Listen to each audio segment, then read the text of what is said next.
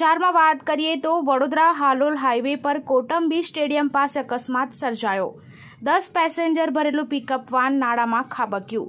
પિતા, 2 પુત્ર અને પુત્રીના મોત, 6 સારવાર હેઠળ।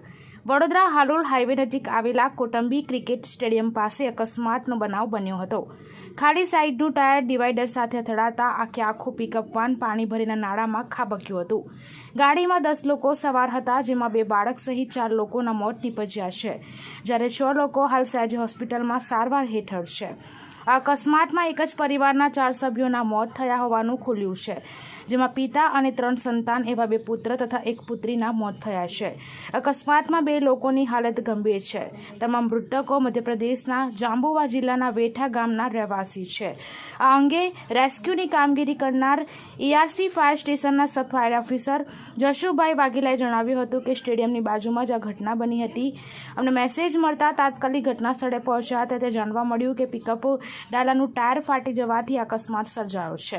અમે તપાસ કરતા ટાયર ફાટેલું હતું, ત્યારબાદ રોડની બાજુમાં આવેલા નાળામાં પાણી ભરેલું હતું, ત્યાં પિકઅપ ડાલું પલટી મારી ગયું હતું અને ત્યાં પહોંચ્યા ત્યારે 4 લોકોનું રેસ્ક્યુ કર્યું હતું, જેમાં 2 નાના બાળકો હતા અને 2 પુરુષોનો સમાવેશ થાય છે।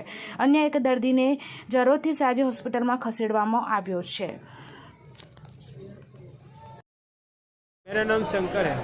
क्या घटना हुई थी, कहाँ से आ रहे थे? हम राजस्थान से आते, ये MP 45 वाले थे और राजस्थान 3 के हैं, और वहाँ बैठे थे और ड्राइवर कैसा था ये खबर नहीं पड़ा, इसमें टकरा दी पुल में। गाड़ी में कितने लोग बैठे हुए थे? गाड़ी में 8-10 लोग थे। कि कहाँ से कहाँ जा रहे थे? हम राजस्थान से जा रहे, बड़ौदा मजदूरी करवा जाता था। ओके, तो आप जानते हो पिकअप वाले को कि बैठे थे वैसे भाड़े से बैठे? नो, हमारे वो पहचान वाले थे।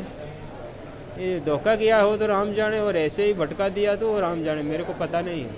इसके सामने कोई गाड़ी थी कि डायरेक्ट ही पिकअप था? ये मेरे को, मैं तो पीछे बैठा था ऐसे ही रख के, मेरे को खबर नहीं पड़ी किससे टकराई, को पुल को तोड़ दी।